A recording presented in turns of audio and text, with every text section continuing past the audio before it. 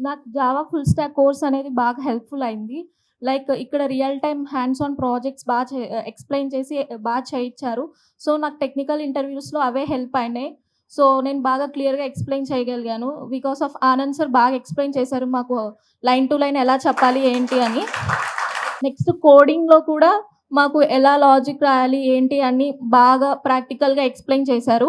Next aptitude classes, communication classes, front end classes కూడా బాగా use అయినాయి.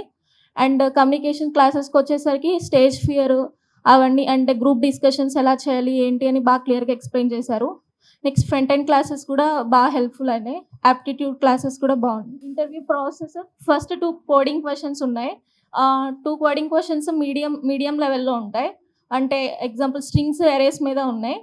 నెక్స్ట్ 2 డేస్‌కి టెక్నికల్ రౌండ్ జరిగింది. దాంట్లో ఫస్ట్ 3 ప్రాజెక్ట్స్ మెన్షన్ చేసుకున్నాను నేను. Like banking system, employment system and course enrolment system అని. ఆ 3 ప్రాజెక్ట్స్ అడిగారు. దాని తర్వాత స్టాటిక్ వేరియబుల్, లోకల్ వేరియబుల్‌కి డిఫరెన్స్ అడిగారు.